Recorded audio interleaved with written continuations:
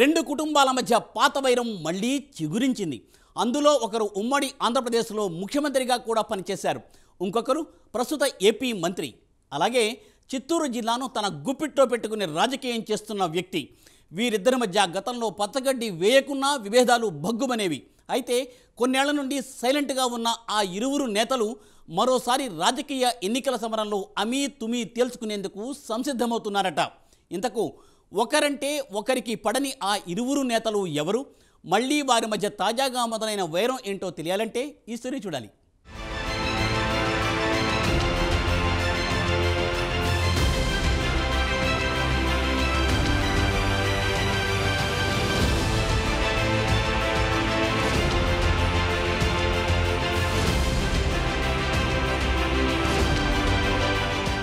AP ఎన్నికల్లో అందరి దృష్టిని ఆకర్షిస్తున్న సెగ్మెంట్లో రాజంపేట లోక్సభ నియోజకవర్గం కూడా వచ్చి చేరింది. వైసీపీ మంత్రి పెద్దిరెడ్డి రామచంద్రారెడ్డి తన అడ్డాగా మార్చుకున్న రాజంపేటలో ఎన్డీఏ ఎంపీ అభ్యర్థిగా మాజీ ఎంపీ నల్లారి కిరణ్ కుమార్ రెడ్డి పోటీలోకి దిగడంతో అక్కడ పొలిటికల్ వార్ ఇంట్రెస్టింగ్గా తయారైంది.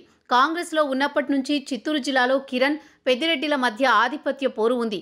కిరణ్ ముఖ్యమంత్రిగా ఉన్నప్పుడు పెద్దిరెడ్డిని మంత్రి పదవి నుంచి తప్పించి ఓ ఆట ఆడుకున్నారు. అలాంటి కిరణ్ ఈసారి ఎంపీ పెద్దిరెడ్డి మిథున్ రెడ్డిపై పోటీకి దిగి ఆ ఫ్యామిలీతో అమీతుమీ తేల్చుకోవడానికి సిద్ధమవడం జిల్లాలో పొలిటికల్ హీట్ పెంచేస్తోంది. ఉమ్మడి చిత్తూరు జిల్లా రాజకీయాల్లో ప్రస్తుతం పెద్దిరెడ్డి ఫ్యామిలీ హవా నడుస్తోంది.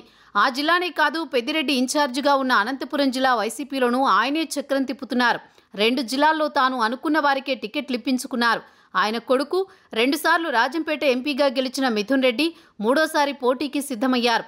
కూటమిలో పెద్దిరెడ్డి వారసుని ఢీకొనే సత్తా ఉన్న నాయకుడు ఎవరా అని చూస్తున్న టైంలో సడన్గా సీన్లోకి వచ్చారు మాజీ ముఖ్యమంత్రి నల్లారి కిరణ్ కుమార్ రెడ్డి.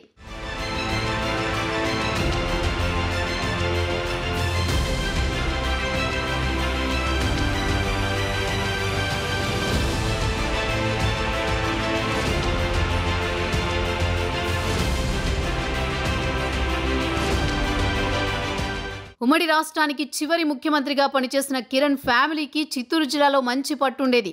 నల్లారి, పెద్దిరెడ్డి ఇద్దరూ కాంగ్రెస్లో ఉన్నప్పటికీ ముందు నుంచి బద్ధ శత్రువులానే వ్యవహరిస్తూ వచ్చారు. ఆ క్రమంలో తాను సీఎం అయినప్పుడు అప్పటి వరకు కేబినెట్లో కొనసాగుతున్న పెద్దిరెడ్డికి బెర్త్ లేకుండా చేశారు. 2009లో చివరిసారి కాంగ్రెస్ తరపున పీలేరు నుంచి పోటీ చేసి గెలిచిన కిరణ్ ఆ తర్వాత ప్రత్యక్ష రాజకీయాలకు దూరమయ్యారు. మళ్ళీ ఇంతకాలానికి బీజేపీ నుంచి ఎన్డీఏ కూటమి అభ్యర్థిగా పోటీకి రెడీ అయ్యారు. ఆయన తమ్ముడు నల్లారి కిషోర్ కుమార్ రెడ్డి రాజంపేట లోక్సభ స్థానం పరిధిలోకి వచ్చే పీలేరు నుంచి టీడీపీ అభ్యర్థిగా పోటీలో ఉన్నారు. గత ఎన్నికల్లో పీలేరు టీడీపీ అభ్యర్థిగా పోటీ చేసిన కిషోర్ కుమార్ రెడ్డి 4% ఓట్ల తేడాతో పరాజయం పాలయ్యారు. పీలేరు రాజంపేట లోక్సభ నియోజకవర్గం పరిధిలోకే వస్తుంది.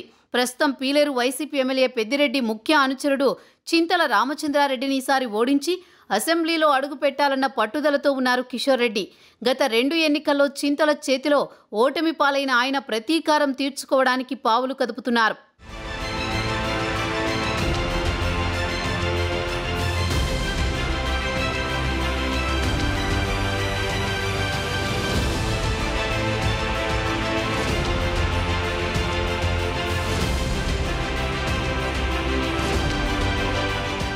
మంత్రి పెద్దిరెడ్డి కూడా అదే లోక్సభ సెగ్మెంట్ పరిధిలోని పుంగనూరు నుంచి మళ్లీ పోటీ చేస్తున్నారు. దాంతో నల్లారి అన్నదమ్ములు, పెద్దిరెడ్డి తండ్రి కొడుకులకు ఈ ఎన్నికలు అత్యంత ప్రతిష్టాత్మకంగా మారాయి.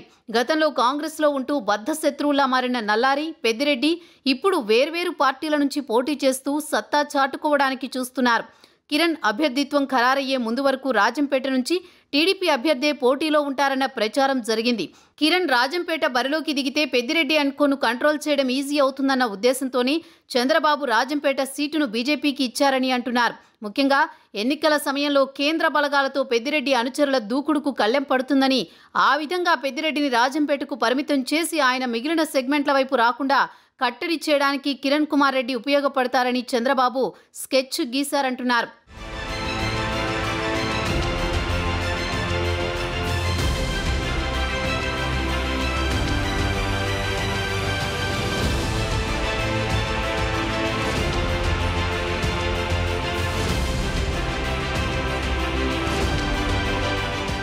అయితే ఈ 2 కుటుంబాల మధ్య ఎక్కడ మొదలైందో ఓసారి తెలుసుకుందాం. పీలేరు నియోజకవర్గంలో నల్లారి కుటుంబం, చింతల కుటుంబం మధ్య ఆధిపత్య పోరాటం అప్పట్లో జరుగుతూ ఉండేది.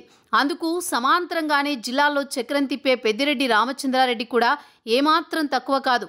దీంతో పెద్దిరెడ్డి నల్లారి కుటుంబం ఉప్పునిప్పులా ఉంటాయి. 1972 నుంచి చింతల రామచంద్రారెడ్డి కుటుంబం, ఆ తర్వాత మంత్రి పెద్దిరెడ్డి రామచంద్రారెడ్డితో కూడా ఇదే తరహా వైరం నల్లారి కుటుంబానికి ఉంది. అప్పటి నుంచి రాజకీయంగా వీరిద్దరూ బద్ధశత్రువులుగా మారిపోయారు. వైఎస్ హయాంలో కిరణ్ కుమార్ రెడ్డి స్పీకర్గా ఉన్నప్పుడు పెద్దిరెడ్డి మంత్రిగా పనిచేశారు. అప్పుడు కూడా వీరి మధ్య వైరం నడిచింది. ఆ తర్వాత కిరణ్ కుమార్ రెడ్డి సీఎం అయినప్పుడు పెద్దిరెడ్డిని మంత్రి పదవి నుంచి తొలగించారు. దీంతో ఈ శత్రుత్వం మరింత ముదిరింది. అయితే రాష్ట్ర విభజన తర్వాత కిరణ్ కుమార్ రెడ్డి కాంగ్రెస్ నుంచి బయటికి వచ్చి సమైక్యాంధ్ర పార్టీ స్థాపించారు. కానీ ఆ ఎన్నికల్లో ఘోర ఓటమితో రాజకీయాలకు దూరమయ్యారు. ఇటు పెద్దిరెడ్డి మాత్రం జగన్ వైసీపీని స్థాపించిన వెంటనే ఆయన వెనక నడిచారు. 2019 ఎన్నికల్లో వైసీపీ అధికారంలోకి రావడంతో మంత్రిగా బాధ్యతలు తీసుకున్నారు. ఇప్పుడు మళ్ళీ ఇద్దరు సమరానికి సై అంటున్నారు. మరి ఈ ఎన్నికల్లో ఎవరు గెలుస్తారు? ఎవరిది పై చేయి అవుతుంది?